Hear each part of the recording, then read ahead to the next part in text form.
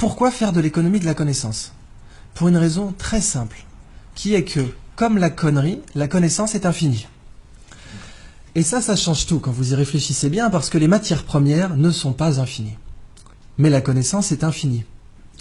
Si nous basons notre croissance économique sur les matières premières, eh bien, il y a une contradiction mathématique inévitable entre croissance infinie et matières premières finies. Mais si nous basons notre croissance économique sur la connaissance, eh bien, il n'y a plus de contradiction entre croissance et croissance infinie et connaissance qui est infinie aussi. L'économie de la connaissance est très particulière en ce sens qu'elle est régie par des lois différentes de l'économie des matières premières. Ces règles sont très simples. Il y en a 3, 2 bonnes nouvelles et une mauvaise nouvelle. La première règle, c'est que les échanges sont à somme positive. Qu'est-ce que ça veut dire? Si je vous donne 20 €, ils ne sont plus à moi. Mais si je vous donne de la connaissance, elle est encore à moi. Là, je vous donne de la connaissance, a priori, quand je vais sortir de cette pièce, je ne serai pas plus bête qu'en y rentrant. Alors que si je vous donnais 20 € à chacun, je serais moins riche. Donc, quand on partage un bien matériel, on le divise. Quand on partage un bien immatériel, on le multiplie. La deuxième règle de l'économie de la connaissance, c'est que les échanges ne sont pas instantanés. Ça, c'est une mauvaise nouvelle. Transférer 20 € ou 20 millions d'euros, c'est instantané, c'est une signature sur un chèque. En propriété, les transferts de propriété sont instantanés. C'est même pour ça qu'aujourd'hui, on a du trading haute fréquence, dont la limite légale est la nanoseconde, ce qui veut dire qu'on a le droit de faire 1 milliard de transactions par seconde. Mais la connaissance, il n'y a pas de trading haute fréquence dans la connaissance. Cette conférence, elle prend du temps. Transférer de la connaissance, ça prend du temps. Je ne peux pas vous donner la physique quantique en 2 minutes.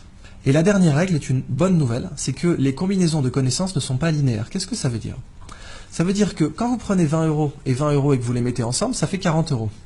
Mais quand vous prenez 1 kilo de connaissances et que vous le réunissez à un autre kilo de connaissances, ça fait 3 kilos de connaissances. Quand vous regroupez 2 connaissances, ça crée systématiquement une tierce connaissance, qui est au pire triviale, mais non nulle, et au mieux révolutionnaire. Eh bien donc le biomimétisme s'inscrit dans ce paradigme de l'économie de la connaissance, et c'est là que je veux que vous voyez vraiment à quel point c'est une révolution sociale, environnementale, avant d'être une révolution technologique. Et le biomimétisme, c'est la science qui dit « la nature est une bibliothèque, lisez-la au lieu de la brûler ». La nature, en fait, elle est high-tech. Ce petit coquillage, il produit une toxine. La muconotoxine, c'est un cône du Pacifique, très dangereux, mais si vous avez des gants, aucun danger, puisque le dard ne pénètre pas un gant de plongée. Ce coquillage, il est vendu à 3 $ sur les marchés parce qu'il est joli. C'est vraiment pour moi la représentation du fait qu'on brûle la nature au lieu de la lire, parce que vraiment, 3 $ le coquillage, c'est une des utilisations les plus débiles qu'on pouvait faire de ce coquillage. Avez-vous une idée du prix de sa toxine au kilo? Sachant que la demande mondiale est supérieure au kilo. 1 kilo d'or, on va prendre ça comme étalon, 1 kilo d'or c'est 30 000 €. 100 000, donc 3 fois l'or. C'est plus. Elle sert à quoi la toxine? Elle est très utilisée en neurotechnologie, elle permet de faire des neurotechnologies avec un niveau de détail incroyable, donc c'est des nanotech, neurotech, elle est aussi utilisée en neurochirurgie, etc. Très grosse demande mondiale qui ne fait qu'augmenter. Je vous laisse faire le calcul, 800 $ le milligramme. Ça nous fait du 800 millions de dollars le kilo. L'or et le platine, c'est du terreau de jardin en comparaison. Ce qui est dingue, c'est qu'on les vend à 3 $ le coquillage. Et il est en voie d'extinction à cause de ça. La crevette menthe religieuse. Alors elle, c'est la crevette de tous les records, quoi. Cette crevette peut vous péter une main ou un bras. Elle est grande comme une langoustine. Il y en a 400 espèces dans le monde. Et vous voyez ici, elle a des petits marteaux là. Un peu comme des marteaux à fruits de mer, pour casser des tourteaux. Et c'est justement ce qu'elle fait. Elle casse des crabes avec. Seulement quand elle envoie son marteau pour casser un crabe, elle lui donne l'accélération d'une balle de fusil d'assaut. Si nous on était capable d'envoyer une balle de baseball à 1/10 de cette accélération, on la mettrait sur orbite. Ce marteau casse évidemment un aquarium blindé, puisqu'il a l'énergie cinétique, il aura la vélocité finale d'une balle de fusil, mais il a une masse supérieure. Évidemment, si vous l'arrachez, il repousse, parce qu'après tout, pourquoi pas. Cette crevette, quand elle envoie son marteau, il se forme des étincelles sous l'eau. Ça va tellement vite que vous avez des étincelles. Et ces étincelles, on les a mesurées à 22 000 Kelvin, c'est la température à la surface du Soleil. Quand cette crevette envoie ses marteaux, il se forme une bulle d'air autour, qui s'appelle une bulle de supercavitation. La supercavitation a été étudiée au départ par l'armée russe pour faire des torpilles qui peuvent aller à plus de 150 km/h sous l'eau. Et aujourd'hui beaucoup plus, paraît-il. Les torpilles Shkval, dont les Russes ont donné la technologie à l'Iran, ce qui serait une des grandes raisons pour lesquelles les Américains n'ont pas déployé de porte-avions trop proches des côtes iraniennes, parce que ces torpilles peuvent sniper un porte-avions. Les Chinois prétendent, avec la technologie de supercavitation, avoir mis au point un sous-marin qui pourrait faire 500 nœuds sous l'eau, en se déplaçant dans une bulle d'air. Et la supercavitation aujourd'hui, le meilleur modèle d'étude que vous avez, c'est cette crevette. Mais c'est pas fini. Cette crevette, ses yeux, parce qu'après tout, si la nature est une bibliothèque, chaque espèce est un livre entier. Moi, je vous ai parlé que du chapitre marteau, mais je peux vous parler du chapitre yeux. Les yeux des chiens ont 2 types de cônes différents pour reconnaître les couleurs.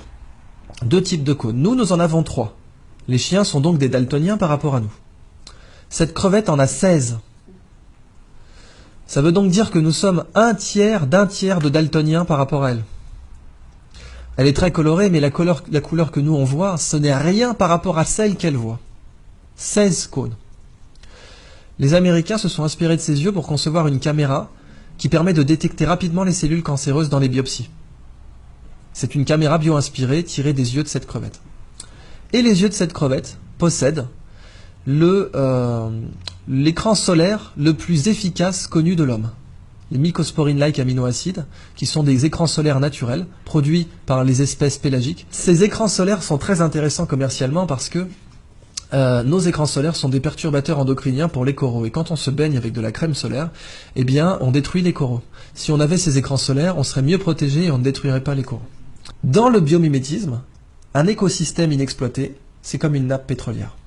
Sauf que, quand vous l'exploitez, vous ne le détruisez pas. Vous prenez le livre, vous en faites une photocopie et vous le remettez en rayon. Et en plus, il y a beaucoup plus d'argent à faire comme ça.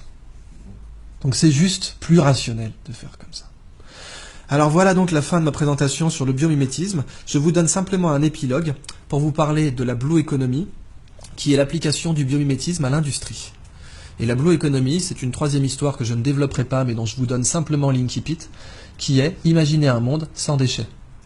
Imaginez un monde où la prochaine fois que vous verrez un déchet, il faudra emmener vos enfants au musée.